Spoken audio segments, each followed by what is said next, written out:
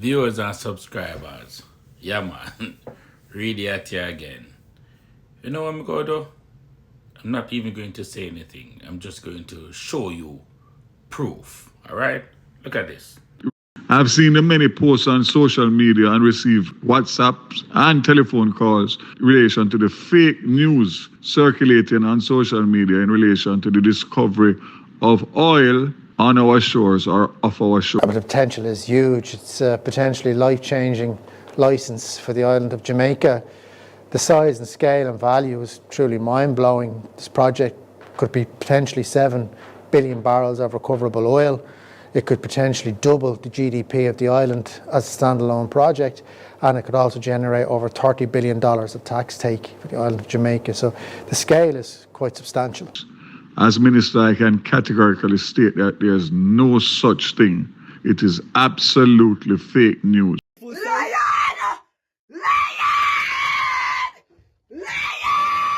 I, as Minister, would be the first one to be excited to share any such good news if and when that happens. So until such time as you hear from me, while I'm Minister, disregard all information in relation to Jamaica's discovery of oil.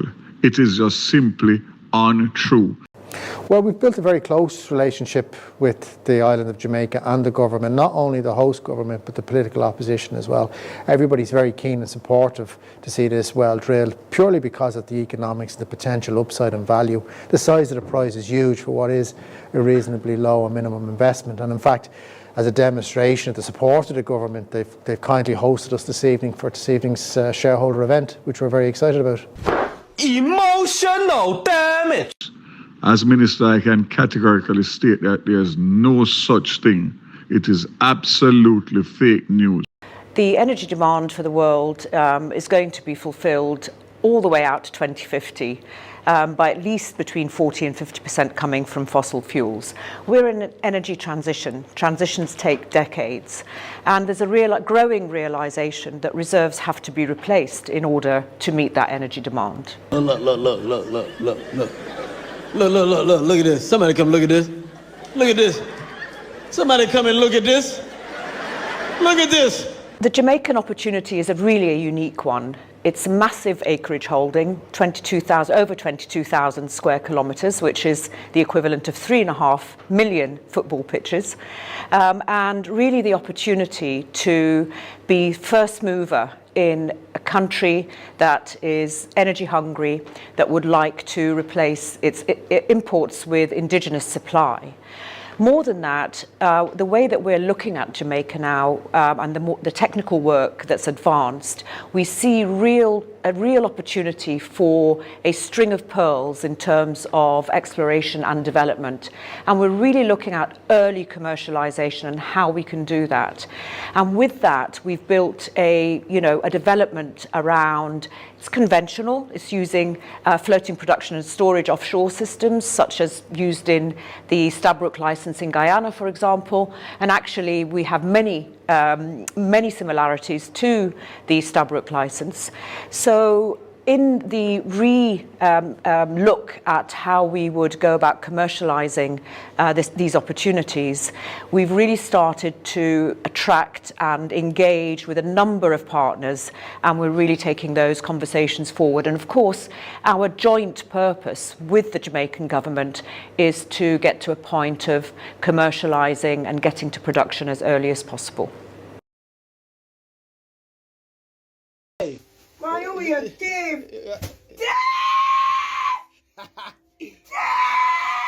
Tonight, we gather to celebrate the partnership between United Oil and Gas PLC and the government of Jamaica.